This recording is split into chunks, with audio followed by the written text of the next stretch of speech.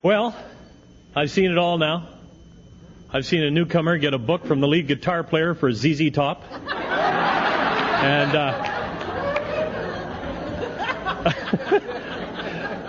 man, that's a long time sober. 46 years, Ben. I was born in 1952, buddy. This is what your sobriety looks like in human form. So you know. Scary, is it not? I was like watching those people that are getting the books come forward. They don't know if we're going to do a human sacrifice or what the hell's going to happen. You know? And the drunks are going boom, boom, boom, boom, boom, boom, boom. Yeah. Whoever expected to get a standing ovation for getting out of a drunk lockup? Right? So welcome to Alcoholics Anonymous. The rest of it is upside down, too. It gets weirder from here. And that's, if you could figure it out, you'd quit. You know. Anyway, I want to thank the committee and sweet little Melissa, who came and picked me up in her car and then locked it in the garage and can't get it out.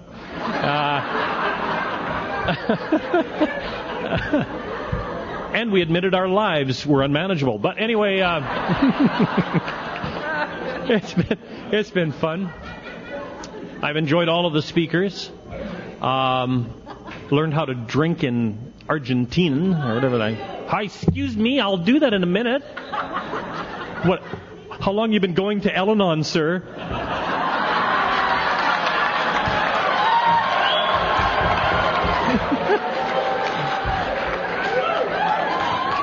That's the one that's always trying to control me. That's why I accused you of it.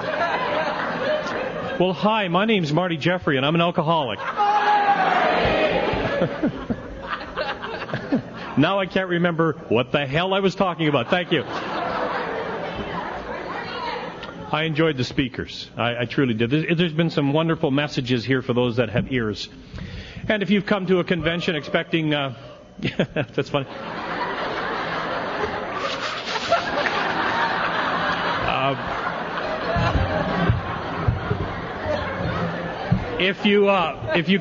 If you come to anything and expect the speakers or the committees or anybody around you to do the deal for it, it's not going to happen. The thing's inside of you. It's most interesting. You know, Henry Drummond once said that if you go to read a book a second time, there's nothing new in the book. What is new is what's changed in you.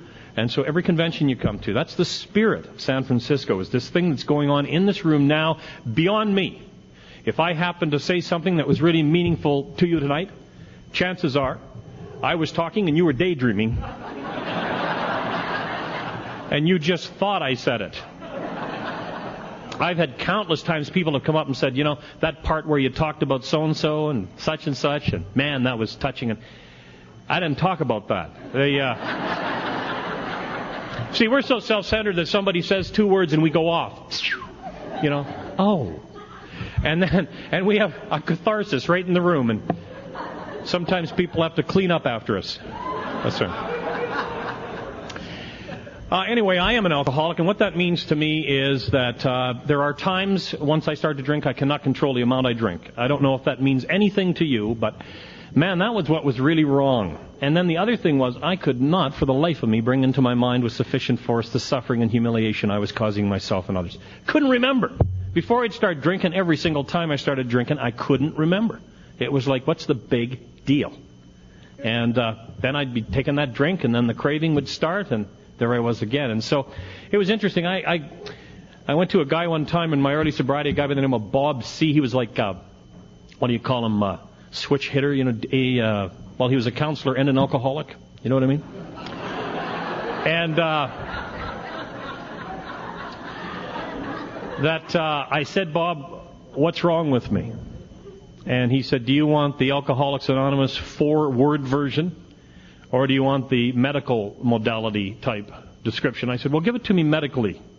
I want to know what's wrong with me. And he said, what's wrong with you is that you have a biogenetic chemical disorder centering in the hypothalamic information control center of your brain, and that is made worse by your liver's inability to metabolize alcohol without producing acetaldehyde, which mixed with dopamine produces tetrahydroisoquinoline, which is a deadly combination given your narcissistic, egocentric core, which is driven at...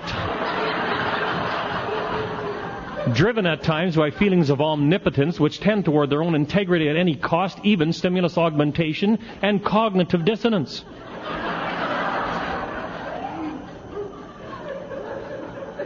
I said, what's the alcoholic appraisal of my situation? He said, your drinker is broke. Okay? Now,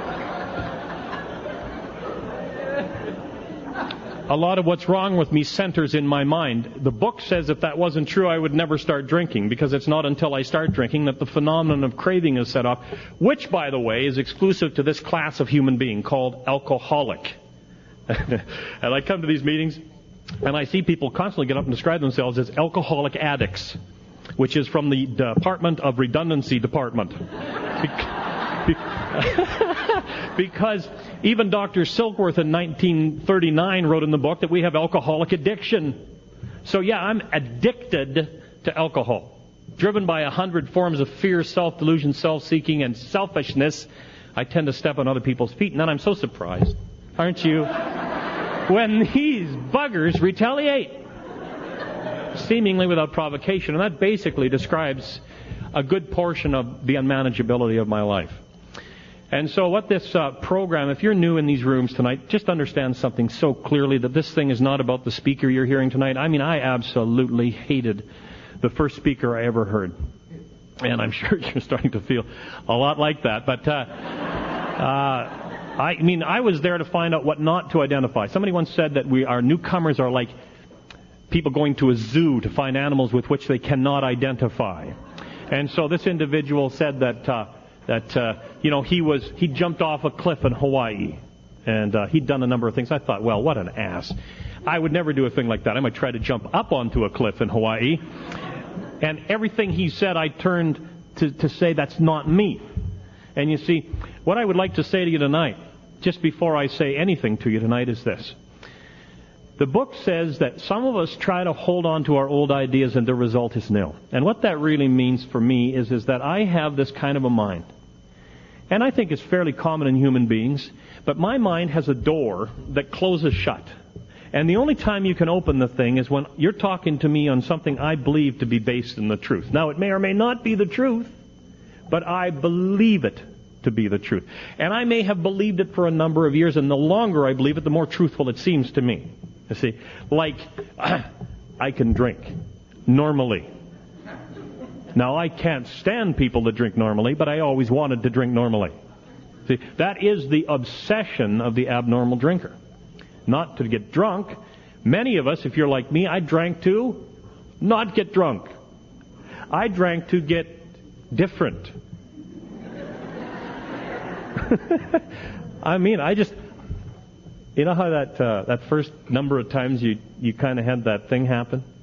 And then, of course, alcohol is like a good card player. It lets you win every hand that doesn't matter, and then when you really need to win, you can't get the cards.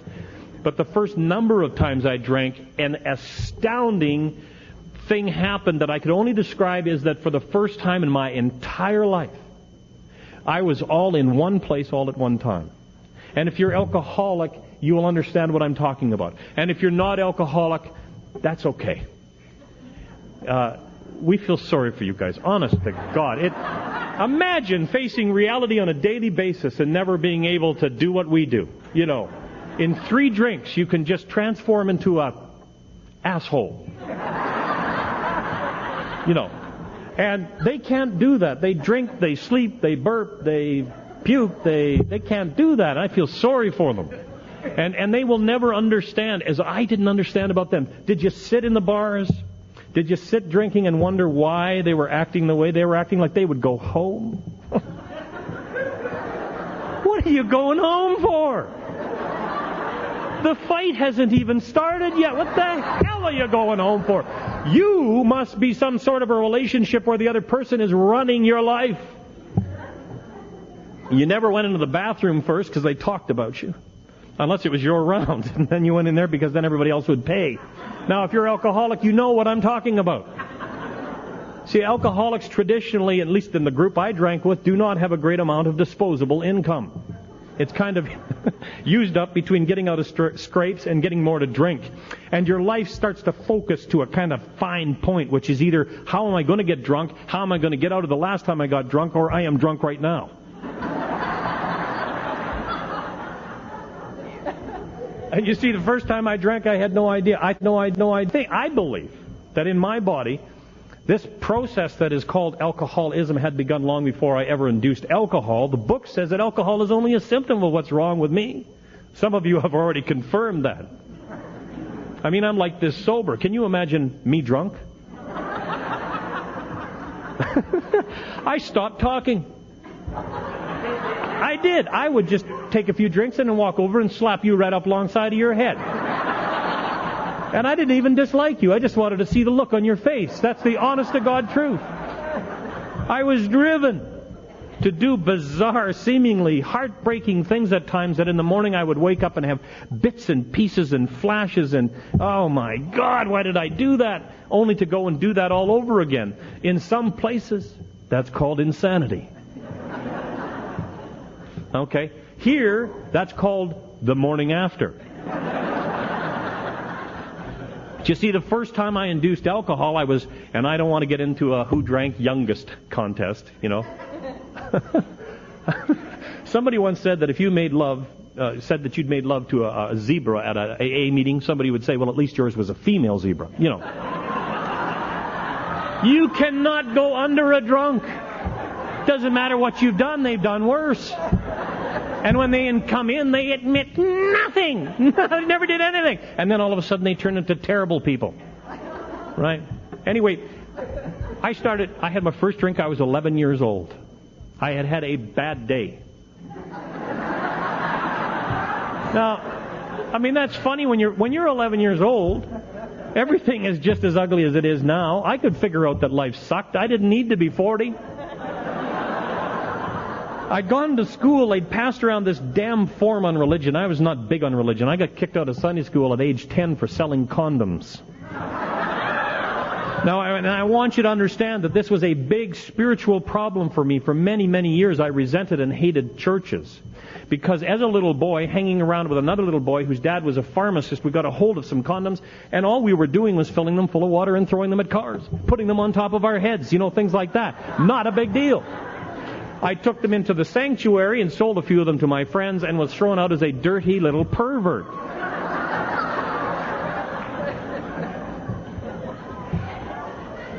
The book says to some of us our spiritual awakening comes slowly. Mine was right away. I knew if that was church, I was going to have nothing to do with it. Anyway, I carried that around for a long, long time. People would say, God, I'd think condoms. God, condoms.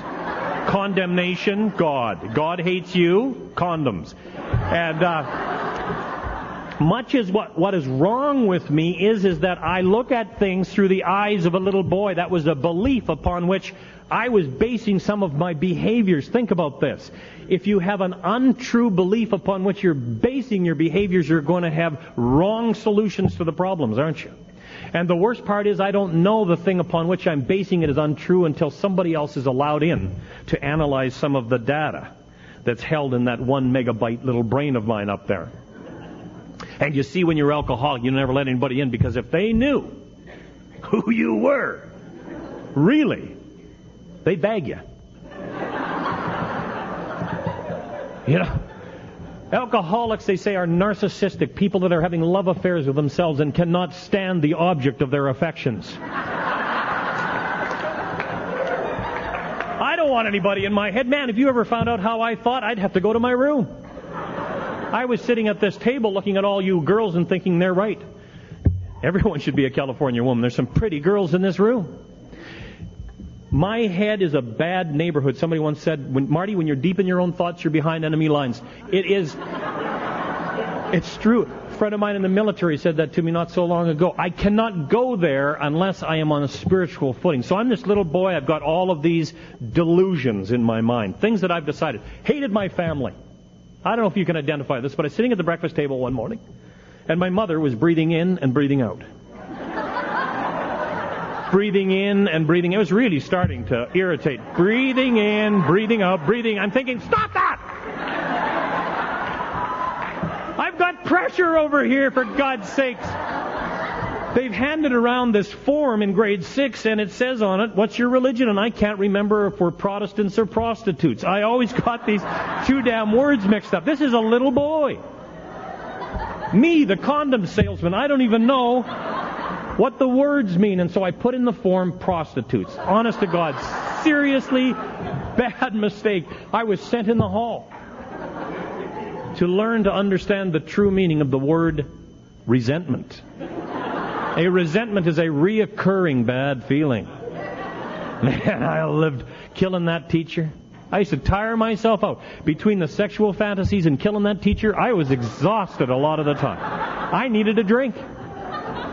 And so when my little friend called me over, he said, Dad is going to have this big, they finished building the house, and they're going to be free liquor. So we went over there and got into a thing called Loganberry wine. Oh, man, some of you finished up on that crap, didn't you? Man, it's magic. Goes down a real dark purple and comes up a foamy pink. Oh, yes. Floats on the water like Dream Whip. Just like when you're 11, this is good stuff. Projectile vomiting. Only alcoholics can puke over their own heads and not get their hair dirty. This is another symptom. Only alcoholics can pee somebody else's pants. You figure it out. I've seen it done. I'm drunk. I'm in this bathroom. I'm having a spiritual experience. My God, I'm all in one place. I'm thinking I can beat the hell out of my brother Michael. Did you get bright ideas when you drank? The only place you ever hear the words alcoholic and genius in the same sentence are at meetings of Alcoholics Anonymous. Our ideas were insane. Michael was 4 years my senior. So if I was 11, he was 15. What do you think my chances were? But I knew with a certainty that I could beat the hell out of him. And he had been tormenting me from the time I was a child. And oh God, I wanted to beat on him. And so I got on my bicycle. Now you see, you shouldn't drive when you're drunk. I did a skin donation for about 45 yards, and as I'm caroming across the pavement, I'm thinking to myself, this does not hurt. Another alcoholic discovery. I get on the bike, I wind it up, whack, right into the back of a parked truck. We were going through the lower companionship thing quick, real quick. I was progressing through the stages quick. I think I could have done the 20 questions and been in that day.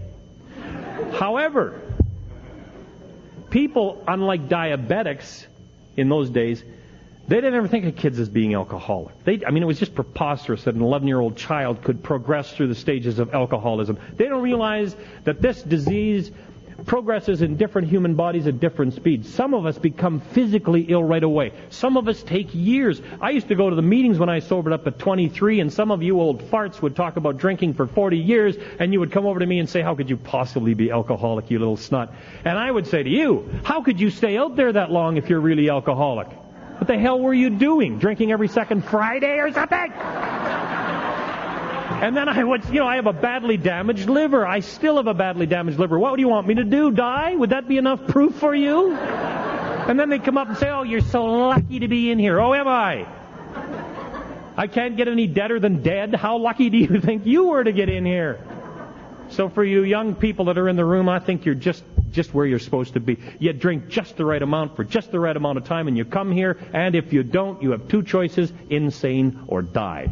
I don't care how old you are. I don't care how you're dressed. I could care slightly what your sexual preference is, and the more you try and differentiate yourself, as soon as you start saying I'm different than everybody else in the room, you set another peg in that thing called isolation. Don't do it. Just come here, lay down your pack. If you're a drunk, you're a drunk. And if you've got thinking like I've got thinking, you're going to be okay. That's the good news that's in these rooms, because that night when I went home to beat my brother up, I was well on my way. I remember my mother opening the door. Now, you got to imagine, my mother was quite British, And she opened the door and went, This is it, a little bit of Loganberry here, and I wasn't alcoholic yet. I hadn't learned how not to do that puking thing. A little bit of blood, my knees out of my pants, and I'm lying right away. I only drank 2. There should be a manual to start off alcoholics. Now, never admit how much you drank. That's step 1, right? I don't know, 2. So, I'm in the bathtub. My old man beats the hell out of me, which was one of his sports. And I don't resent him for that. I had it coming most of the time. And I can't find Michael to beat him up. But here's the interesting thing. You see, which is probably lucky. God has a sense of humor. Did you know that? Like this power, this huge power that makes the stars stay in place and makes the planets rotate and incredibly creates through me and around me and with me new things every day. The same power that I don't want to burden with my problems, think about that, has a great sense of humor. Years after I got sober, probably 15 or so years, my brother Michael showed up at my door. And all he had in the whole world was in a little Safeway shopping bag. And he said, Martz, you are the only guy in the world I trust. Will you help me get sober?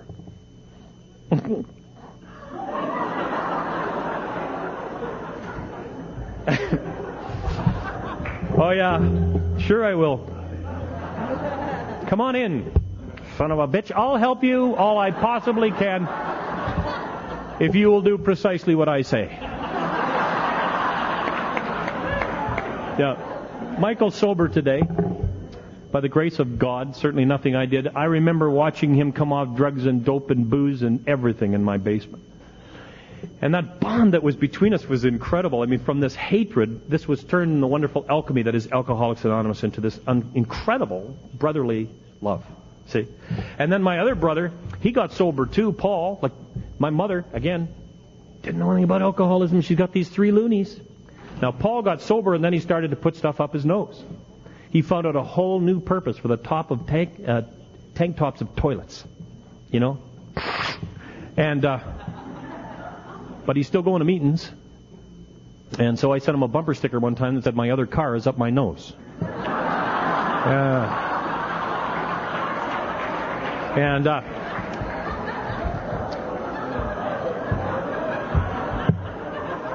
He told me I was an unfeeling bastard, and my brother Michael, the other one, said he sure is. He sponsored me. I know exactly what you're talking about. Paul is clean and sober today. Paul is 50 years old, having one baby after the other. I think he finally found out what the plumbing was for or something. I don't know. It's excited to be on the planet. So isn't it wonderful? But anyway, my mother, the only alcoholic that was in our family was Uncle Sam. And Uncle Sam used to get drunk and close one eye. And then he'd start talking about the war. And I thought, man, if I ever looked like Uncle Sam, I quit. Did you set standards for yourself? You know, by the time you're finished, you could go under a snake wearing a top hat. You know, if I ever do this, if I ever like the Uncle Sam. Uncle Sam would talk about being on these big ships and fighting the Germans, and it was incredible. He'd been overseas, but he was in the army. And there's a big lesson here for all of us. Alcoholics will lie about anything. The truth could be good enough, and we lie anyway. And so when he was drunk, all of his accomplishments, all of his medals, all of his stuff didn't matter to him. It had to be something different than that scumball he perceived himself to be. And you know, after I was about 2 years sober, my wife said to me, you know, the thing I hated most when you drank was when that eye would close.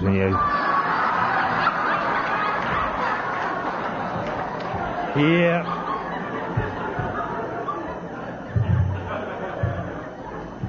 So alcoholism is very monotonous. If you're just starting out, very monotonous. You tend to do the same things over and over.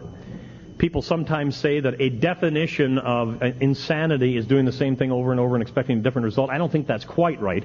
I think that that insanity, one of the symptoms of insanity, is doing the same thing over and over and expecting different results. But certainly the monotonous aspect of alcoholism is present in every single person with whom I've ever spoken.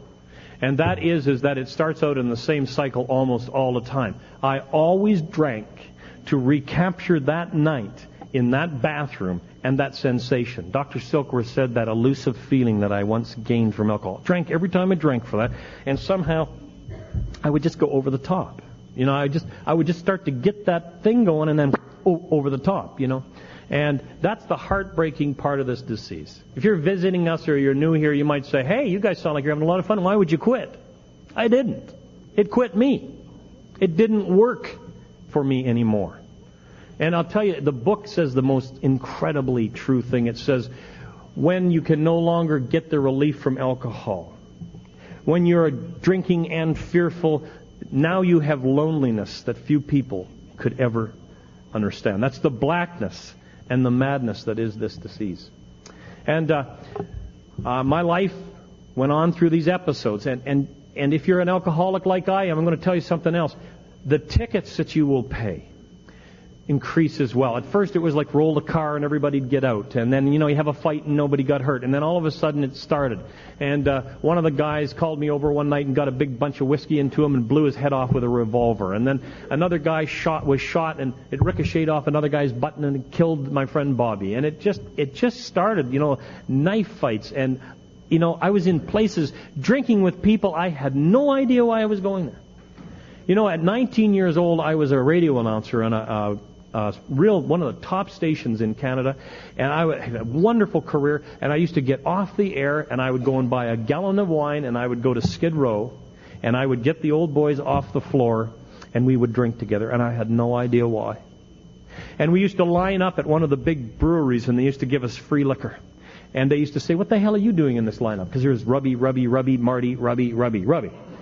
And I'd say, hey, I'm here to see what it's going to be like when I grow up. Sometimes humor spoken is the truth, and the pain of that. Coming home, and why was I going there? I don't know. But I knew that those people did not judge me. See, if you're in this room today and you drink like I drink, you're going to start to run out of people who want to drink with you. You guys just let me know if I'm interfering with anything over there. Let's face it, the dance is the big thing.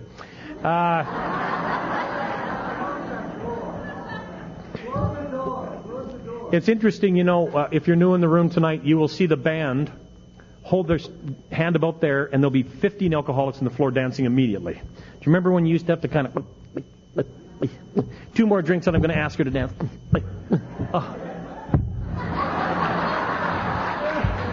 Time after time, I never learned how to dance. I was drunk that decade. I missed it. So anyway, it goes on and on. I don't want to bore you with that. I want to talk to you about the last night I drank, because the last night I drank is extremely significant.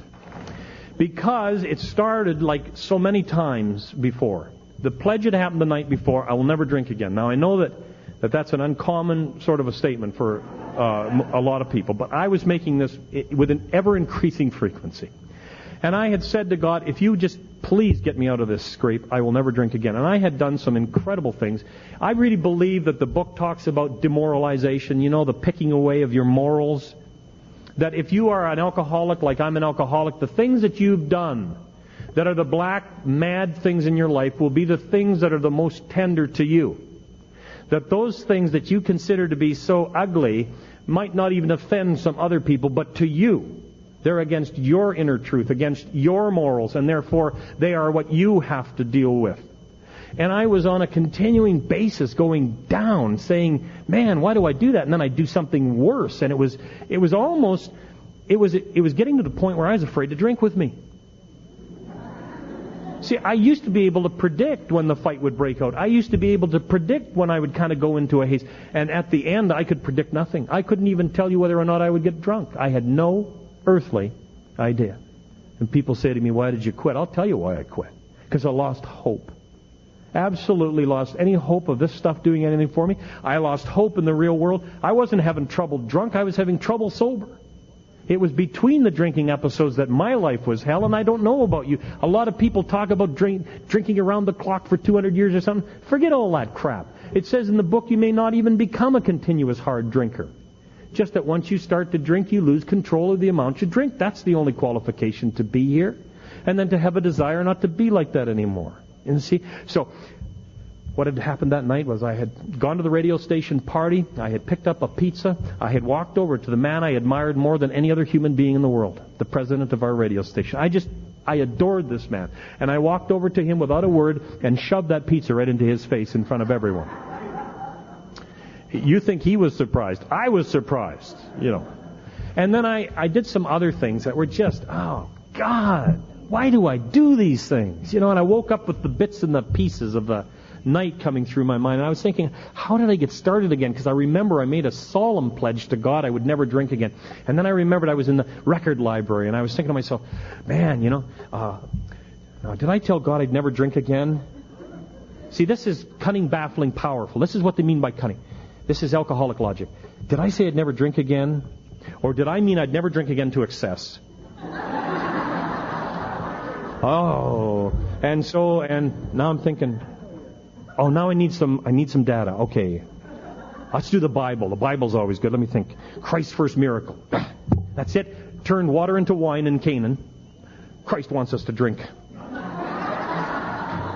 wine. He wants us to drink wine. I've been drinking that damn scotch. If I would stay on the wine, I'd be okay. Does this make any sense to any of you? Oh, yeah. Okay, if you're new in the room and it makes sense, get a group list. Normal people don't think like this. Normal people stick their hand on a stove and say, damn, that was hot. I don't think I'll do that again. We stick it on there and say, I wonder how long I can hold it on this time.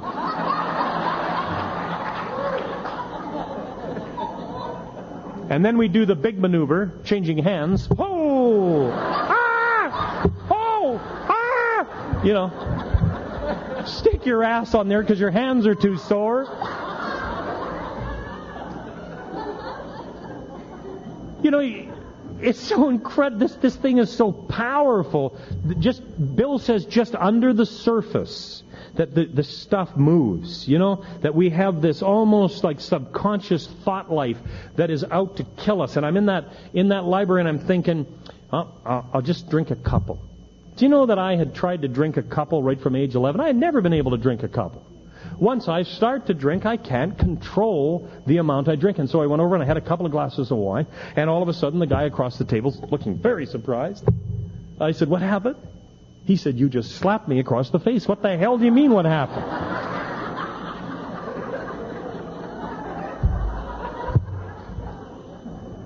And it got worse. Now, the bewilderment, terror, the four horsemen, alcoholics understand, as these little bits and pieces of the night were coming through my mind, and the phone was ringing way off in the distance, you know?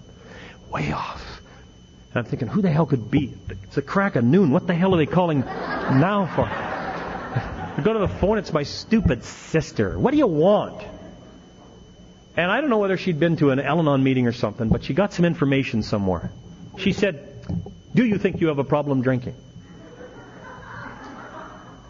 No, I didn't. Nobody drank like I drank. People would go under tables. People would, puke. I never, I didn't have any problem drinking.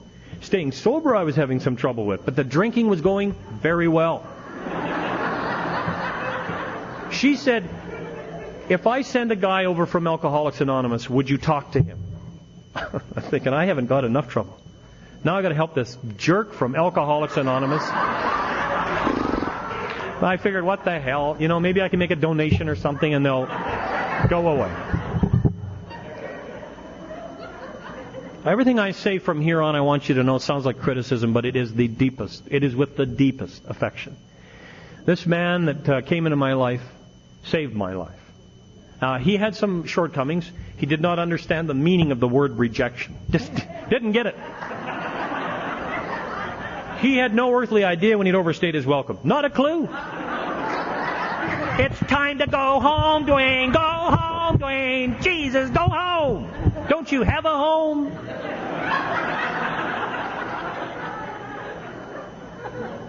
What are you hinting at? Oh, man. This guy got stuck on me like poop on a collie dog. He was just like, you could not get him to go home. Anyway, our first meeting, he's also a comedian. This is what you need when you're puking sick, hungover, guilty. Guilty. You want to know if you're alcoholic? No one in the world feels guilt like an alcoholic feels guilt in the morning, and you haven't left your house. You just suspect you've been somewhere bad. You don't know what the hell you've done. You know if you got out it was bad, so guilt. This guy comes to my house and he says to me, I understand you drink even when you're not thirsty.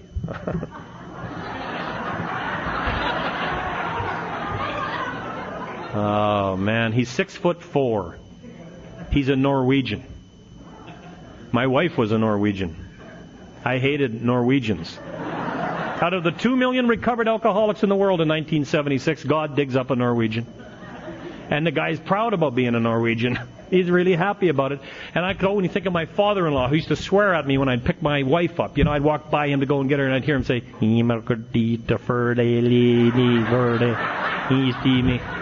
the barbecue. And so I thought, oh man, there's some sort of Norwegian network or something. And so anyway, we go for coffee. Now, do you remember ever drinking coffee, like before you got in here? Like he said, let's go for a coffee. Why? We'll talk. Why? And we went for coffee, and you know, in the chapter Working with Others, it says, you know, if your guy's in the right frame of mind, tell a few humorous incidents. This guy did not even find out if I was in the right frame of mind. He just started talking about getting drunk and doing stuff. God, we love to talk about ourselves. And I mean, so when he would finish a story, I'd tell the story, and then he'd finish the story, and I did about half of my fifth step with this idiot before I even understood what he was doing. He just disarmed me like no human being had been able to do. No doctor, no priest, no clergyman, no one had ever disarmed me. Nobody spoke the language he spoke. Nobody seemed to understand at the depth that he understood. Nobody ever reflected back to me what I was talking about. And I knew in his eyes he knew, except he lied. You know, he said he'd been sober 13 years. I don't think so. You know, I knew what happened to people that were sober 13 years. They became Mormons. Went to Argentina.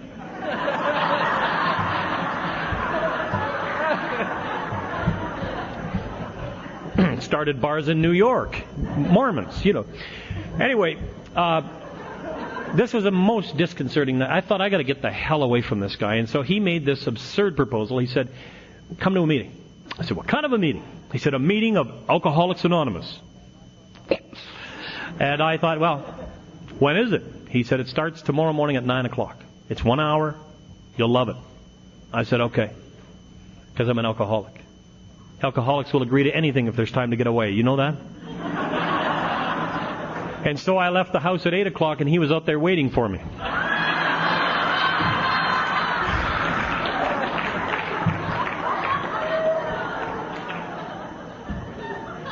He made a mistake too, he said. Isn't that amazing? He said, I thought I'd told you 8 o'clock. So I get in the car, we drive around, drink some more coffee. And we go to a meeting, and the meeting's in the back of a cafe, and I'm telling total strangers who are sitting there having their breakfast, I'm not alcoholic. I'm just going with this guy to this meeting. And he's saying, shut up, you're embarrassing me. That's what anonymous means. You can come into this meeting and feel confident that no one will care when you walk in the room. In fact, Marty said, I can guarantee that for the rest of your bloody life. No one will ever care when you walk in a room. I was relieved. You know, being master of the universe and all the other responsibilities I had, I was tired. I went to a meeting, it was absurd. There was people there that were like 105 years old. These guys had been sent out to be wrinkled. I mean, they were old. And they're going up and down 12 stairs or some damn thing. I couldn't figure it out. They had a big swelled up book. And oh God, they're talking about unrelated subjects at the same time. And the wise ones are nodding. There's one at the front of the room, a really wrinkly one, who says, if you want what we have, you got to be willing to go to any length to get it. I'm thinking, what the hell do you have? God, you're 108 years old. You're all wrinkled up. You can't drink for the last 4 more cups of coffee, and you will all piss yourselves. Why would I want what you have? I couldn't believe that he was offering me this wonderful gift. I thought, I get the hell out of here. So I go out of there, and my sponsor comes out behind me and says, how'd you like the meeting? Well, I'm an alcoholic. I said, geez, I like that. That was good. I almost wish I was alcoholic. That was so good. And I told him, I said, you know, if there's anything I can ever do for you guys, like a donation or any sort of maybe some radio time, I'll help. It's a good thing you got going there. Keep it up. Well, I'll tell you, I was surprised when he came back that night again to pick me up for another meeting. See, he didn't understand the meaning of the word rejection. And I opened the door and I said, yes. He said, get in the car. I said, excuse me? He said, get in the car. We're going to another meeting. I said, I don't want to go to anymore. He said, I don't care. Get in the car. Get in the car. So I figured, well, he's big, he's Norwegian, there's no telling, he might flip out. Get in the car. And we go to a meeting, and there's a bunch of those old guys at this meeting, except there's a couple of girls. Hookers, I figure. Oh, yeah. Well, I didn't know anything about Alcoholics Anonymous. What the hell did I know? Women that drink, women of the night, hookers. Well, you know that part in the meeting where they always say, does the newcomer have anything to ask? I said, oh yeah, I got a question. They said, what would you like, Marty? And I said to these girls, you guys hookers? You see, I'd been thrown out of everything meaningful. I knew how to get thrown out of a meeting, and I wanted rid of these people, so I thought this would offend them. And you don't do that with alcoholic women. You just don't. Ruth looked at me, and she said, you know, I never was a hooker.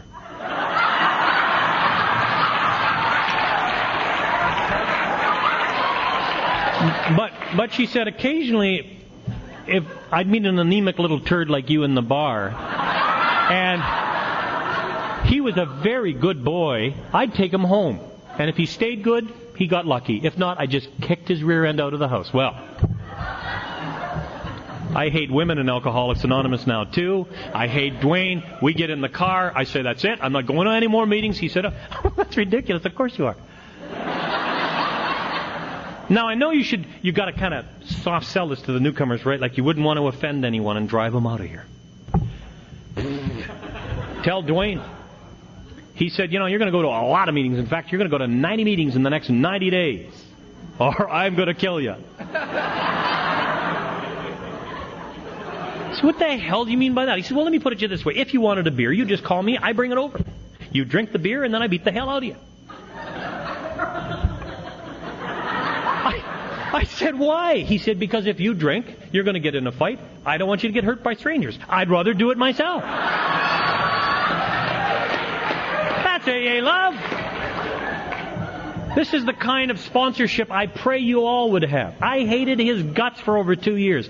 I worshipped the ground he was going to be buried under. I fantasized setting his car on fire. He had a dog that was so old it couldn't bark anymore. And you'd hear...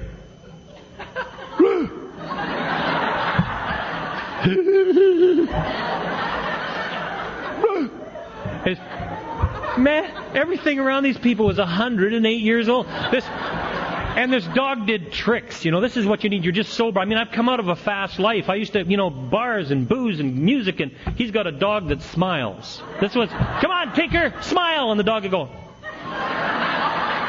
And the sober drunks would roll on the floor laughing. This is a big night. Hey! That's good.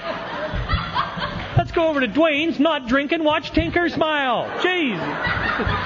No wonder I drank. But I'm scared of this guy. I'm terrified. And you know what he told me? He says, we got AA police. I said, what are you talking about? Oh, he said, it's all over town. Everybody knows you're an alcoholic. I said, what happened to this anonymity crap? Oh, well. He says, not anonymous among us. We all know where you are. And he said, if you drink or anything, I'll know within 2 minutes. So you might as well just stop right now. Go through the 90 days and survive.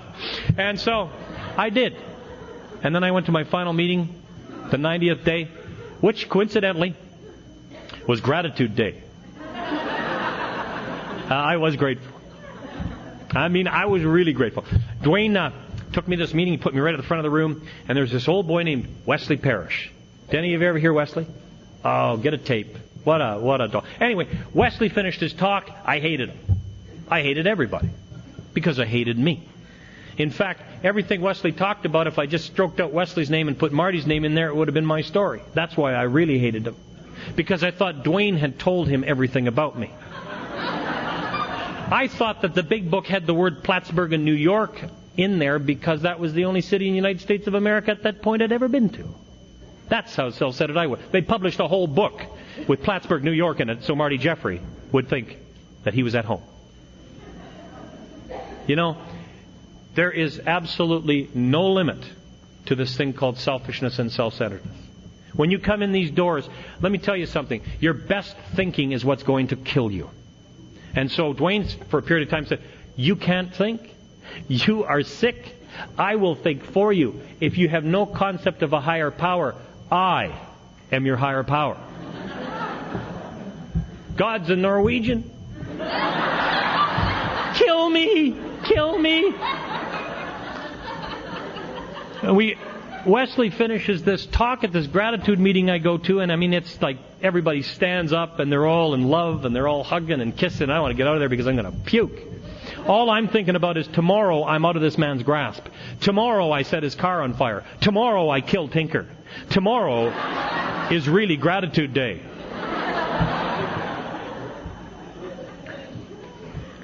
You know, I believe with all my heart and soul that you hear when you hear and you see when you see. There's a guy from California named Chuck C. used to teach that. I listen to him all the time. I mean, he's just a mentor to me. Just a marvelous, marvelous insight.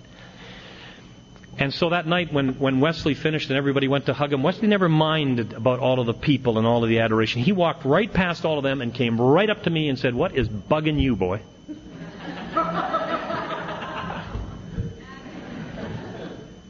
Yeah, you. He said, "You know, you look miserable." I said, "Well, I am miserable, Wesley. I don't want to be at this meeting." He said, "Get out in the parking lot." I figured, I'm going to get to beat a fat little Floridian up. That's what's going to happen here. And we got out there, and Wesley told me some stuff. And may God, let this happen to you if you're new here. He told me some stuff that was so deep inside of me that I couldn't even think it. He just said some truths to me that no one ever had said to me.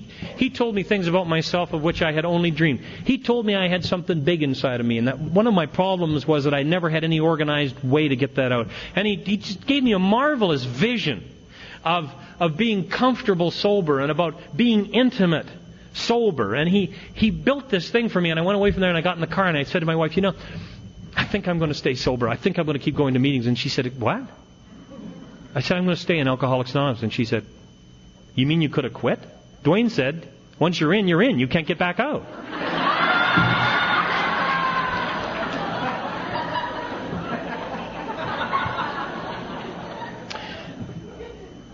Alcoholics Anonymous, if somebody's told you that all you're going to get here is sober, I'm afraid they're selling you just too far down. What there is in here for me was an unfolding of my human spirit, an unfolding of my intellect, an unfolding of my ability to be a friend and a father, and all of those things that I longed for but could never touch. You know, in Alcoholics Anonymous, there's absolutely no limit to what a human spirit can do. And I'm standing testimony to that tonight. If you can't get anything else, remember, as Bill said, that a human colossal failure stood in front of you tonight, transformed into something that is just so much better than what I had yesterday. You know, I went for lunch one time with about 9 months sober with this old boy, and he said, "Been watching you in AA." I said, "Hey." I thought that's probably a good idea because I thought I was a real up-and-comer. "Yeah," he says, "I've been watching you," and he says, "I keep looking at that beautiful wife of yours. I keep thinking, I'll bet Marty's the lousiest lover in Alcoholics Anonymous."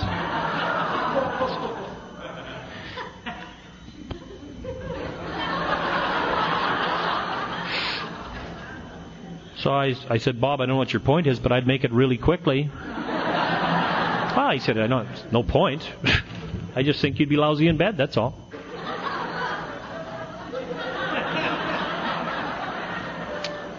"Yeah," he says, "seems like such a shame of a waste of a beautiful woman being with a selfish guy like you."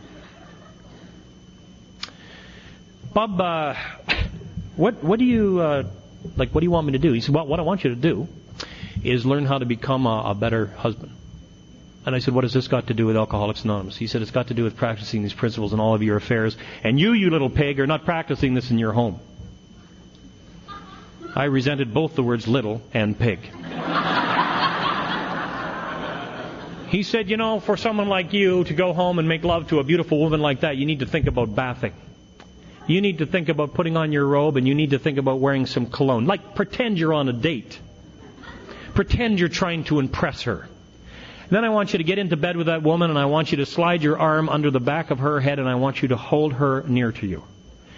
And I want you just to lay there, Marty, for at least 20 minutes. And then I want you to say in a very soft and reassuring voice how proud you are of her standing beside you and the job she's done with the children while you're out there acting like a jerk. And then, Marty, I want you to go to sleep. What an order. I can't go through with it. You know what I'm saying? Why would you do all that sucking up and then not score? You know, I'm an alcoholic.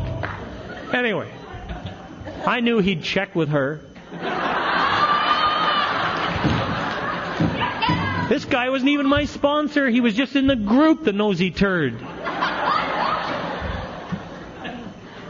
So I went home and I cleaned up and I put on the cologne and I shaved and I got in bed and I slid my arm under her head and we laid there and I said, you know, baby, I'm so proud of how you stood by me through all of my madness and how you've been such a wonderful mother to the children while I was sick, and thank you. And I laid there, she laid there, and I laid there, and finally she said, are you having an affair?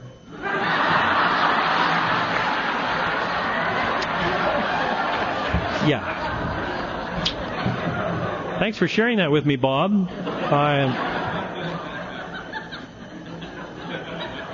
You see, one of the big problems when you're alcoholic is that what you say is never interpreted as what you meant when after you said it. And like she didn't know the place from which I was coming, he was right. I had never slowed down long enough to have any intimacy with that woman. I was just mixed up. I didn't know any better. Thank God some big snotty AA old-timer stuck his nose into our business. It saved our marriage. And on October 20th, Shirley and I are going to be married 25 years.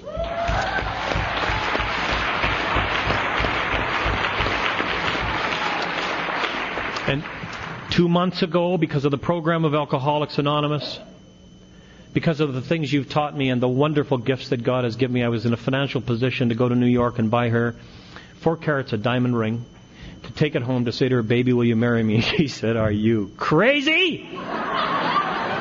I did it once. I will never do that again.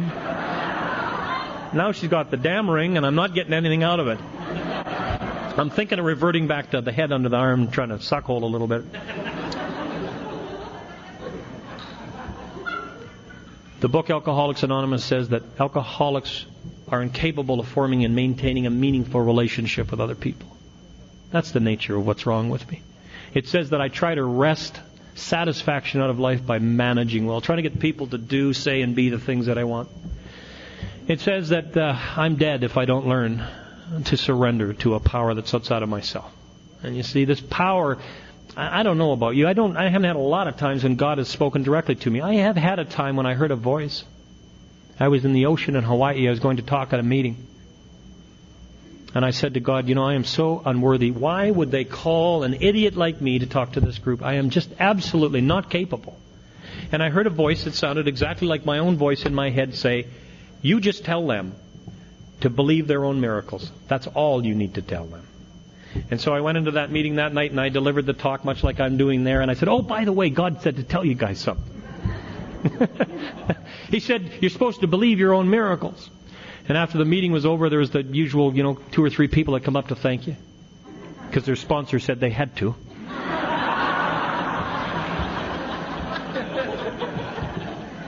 And this road-worn looking individual came up to me and said, tonight, I heard it. Tonight, I know I'm going to be okay. And I said, what did you hear? And he said, I never believed in miracles. And tonight I know that what I have going is a miracle. A miracle is simply something we cannot explain. He said, I cannot explain why I have been allowed to come here one more time tonight, but I'm going to be okay. And you know what? It was all clear. That a whole bunch of this thing is about crucifying the old Marty. Slowest death in the world, and you'll fight and kick until the end because it's hard to accept what's better for you. So let me just sum up by telling you what it's like now. I have 3 children. I had an oldest boy who was the best father I ever had. This guy was born at 50. I can't explain that to you. He was just the dad I always wanted. He mowed the lawn and he took care of stuff and he was always just interested in me. Took me on the backyard and played ball. And then I had a middle son named Chad. He was born 1 year to the day that I sobered up. God kept doing things in my life that were so amazing because I was so skeptical.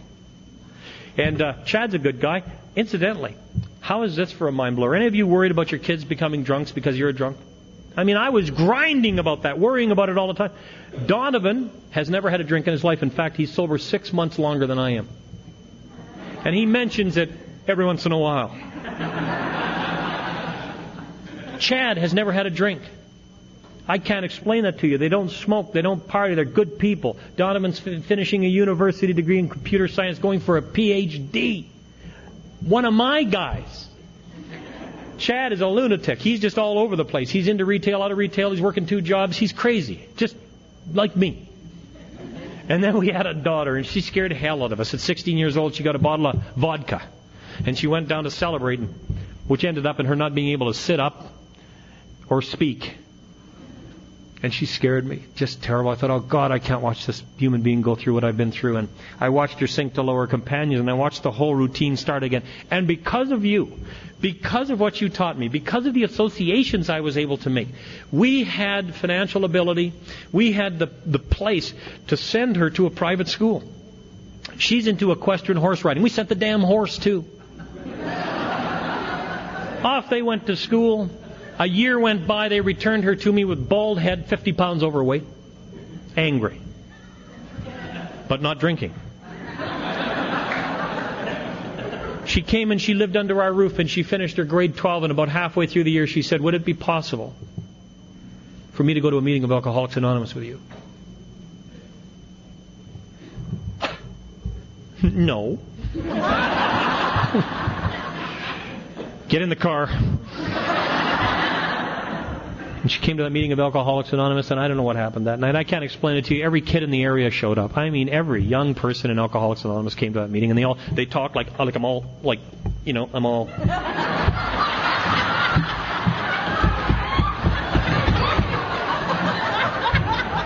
And she's going... And so I like puked, and then I'm all on the floor, and...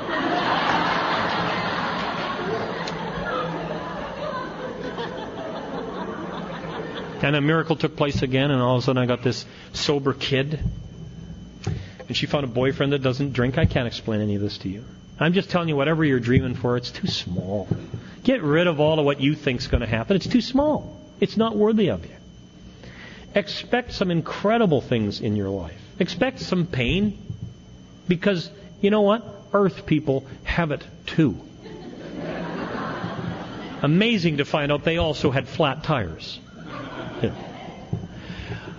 Expect a miracle in your life. When you do the steps, it says, if you've been painstaking about this phase of your recovery, which is that you're cleaning up the wreckage around you. You're making amends. That's the wreckage. That's the painstaking part. Expect to know a new freedom and a new joy. Expect to really comprehend the word serenity and to have peace. Expect that the fear of economic insecurity and fear of people will leave you. Don't expect to get rich. You just won't be scared to be broke anymore.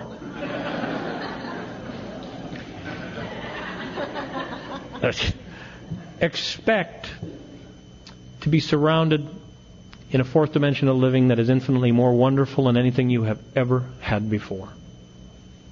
Expect to have friends on every continent. It's so joyful. Shirley and I today are an empty nest. We've got a beautiful home. We've got just everything in the whole world. And if I really got humble about it, which I do every once in a while, I have to admit that everything I need, I got in Alcoholics Anonymous, and everything I got and I need, I find now that it's exactly what I wanted all along. Good night. God bless you. Thank you.